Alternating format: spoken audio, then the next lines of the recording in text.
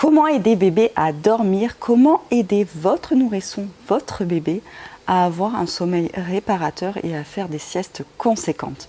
Bonjour et soyez les bienvenus sur cette chaîne YouTube. Je suis Alexandra Taclé, éducatrice de jeunes enfants et conseillère en procréation.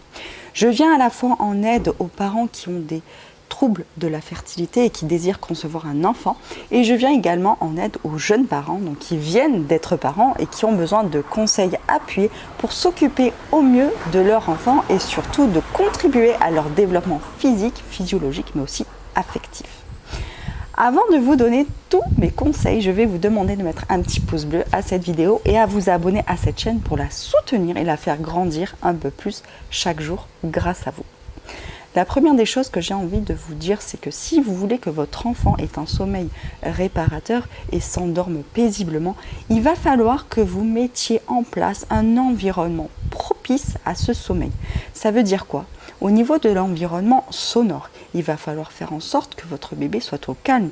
Mais également, si vous avez un enfant qui s'endort dans le bruit et qui a cette habitude-là de s'endormir dans le bruit, vous allez pouvoir alors accéder à sa demande en le mettant dans une atmosphère un peu plus bruyante que la normale par le fond sonore d'une télé ou autre. Je connais des bébés qui vont s'endormir à l'aide du son d'un sèche-cheveux par exemple.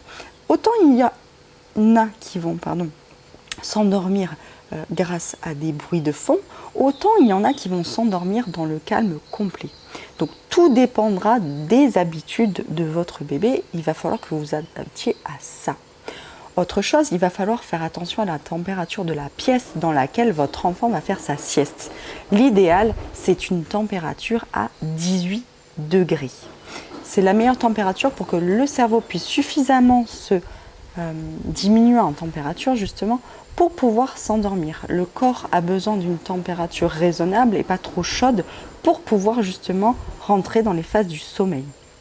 La troisième des choses, c'est qu'il va falloir que votre enfant, s'il a besoin d'être contenu, soit emmailloté au niveau du haut, seulement les bras vont suffire, soit alors, si vraiment il est en crise, il est très fatigué, c'est-à-dire qu'il a passé le seuil de sa fatigue extrême, cela devient une fatigue nerveuse, alors il mettra encore plus de temps à rentrer de nouveau dans une phase de sommeil.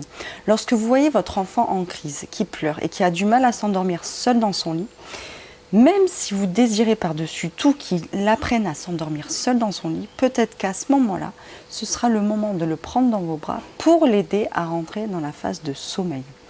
Car parfois, le fait d'attendre trop longtemps avant de les coucher, de les mettre au lit et de leur permettre de s'endormir, le fait d'attendre trop longtemps, cela va décaler leur cycle de sommeil et du coup, ils seront dans un état tel qu'ils n'arriveront pas seuls à trouver le sommeil.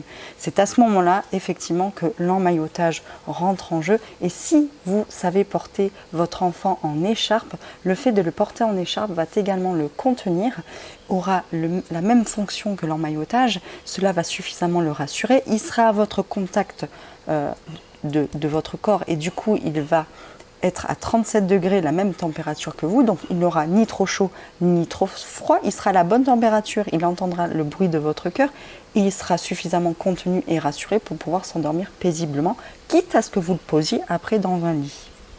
Si cette vidéo vous a plu, surtout, n'hésitez pas à mettre un petit pouce bleu, abonnez-vous à cette chaîne si ça n'est pas encore fait et si vous avez besoin de mon aide, n'hésitez pas à mettre en commentaire les questions que vous avez. Ciao, ciao les amis!